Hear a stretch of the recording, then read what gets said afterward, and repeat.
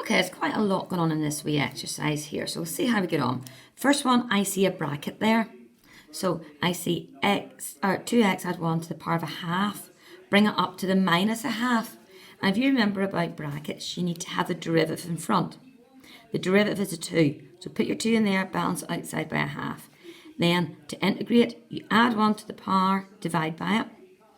The derivative disappears, and don't forget your c, and that's just me tidying it up.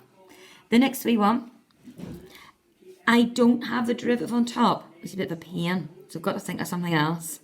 Usually it's partial fractions. Okay, so partial fractions. Factorise it, split it up just your normal way. So now I have rewritten this as minus a quarter x plus 2 plus a quarter. So I'm going to just split that up. Minus a quarter integral of 1 over x plus 2 plus a quarter integral of 1 over x minus 1. Do I have the derivative on top? I do indeed. Log the bottom line in each time. You have got here a quarter, so if you wanted to be in between 9n. So what I've done here is I have factorised out your quarter, giving you log x minus 2 minus log x add 2 plus c, and then dividing the 2. Next we want, always check, do you have the derivative on top?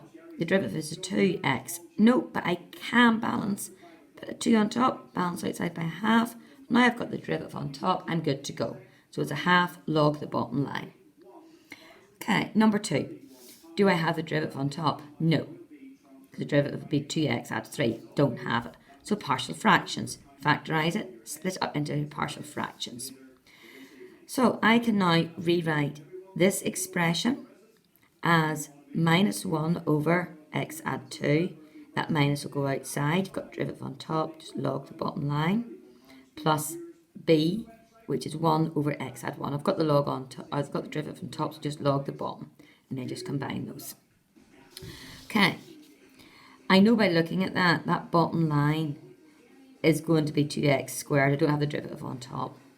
This one's a real pain because it's going to be partial fractions. Hopefully you've sort of figured out now that I've got a fraction. I do try to look for partial fractions, but the top is not smaller than the bottom. So I've got to go through with that whole division thing.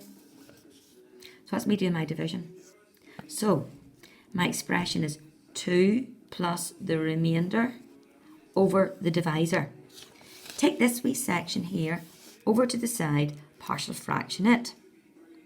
So I now have got 2 plus this rigmarole. So down here. Got to integrate that. So split up your wee integral. So integrate 2 to give you 2x. That one there, when I integrate that, the derivative is a 1. I want a 1 on top, not the 2. So move that 2 outside. Now I can integrate that up to give me log the bottom line. This one, the derivative is a 1, so I don't need to do anything fancy. Just put a minus, you've got it on top, so it's good to go. Now, what I did here was had 2x. I took the minus outside, so I had log x plus 3. Do you remember one of the rules of log? You know, if you had log a to the n, you can bring the power forward. So what I'm doing here is I'm just bringing the power back up again. So x plus 3 squared. Minus is outside, so it's a plus. When you're adding logs, you multiply them. Just make sure to put your modular signs in there if you can remember. Number 4.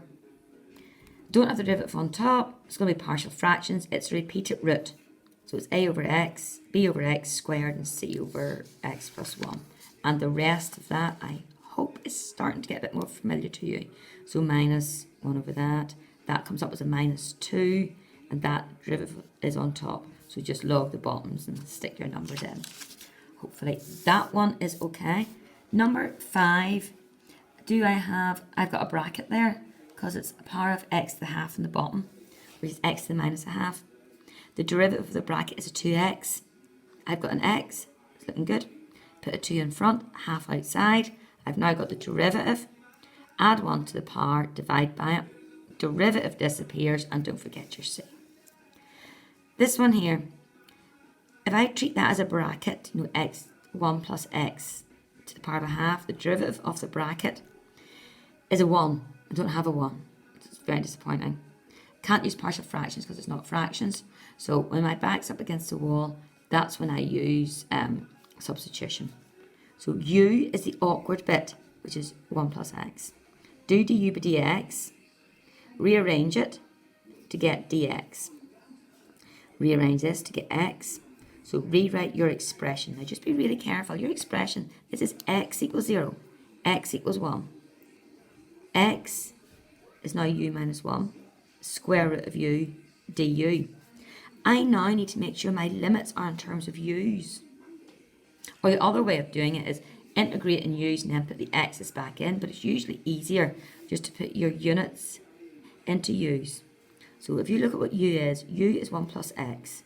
So when x is 0, u is going to be 1. When x is 1, u is going to be 2. So there's my new limits, u is 1 and u is 2. So here's my wee expression, u times u to the half. If you remember one of the rules of indices, if you're multiplying, you add the indices. So 1 plus a half is 3 over 2. And that's just minus u to the half. So just your normal integration, add 1, divide by it, and then sub in 2, sub in 1, and just rearrange. Question 7, do you believe is actually easier? Do I have the derivative on top? The derivative is 2x plus 3. I have it. Just log the bottom line. Stick in your 1, stick in your 0, and that's you.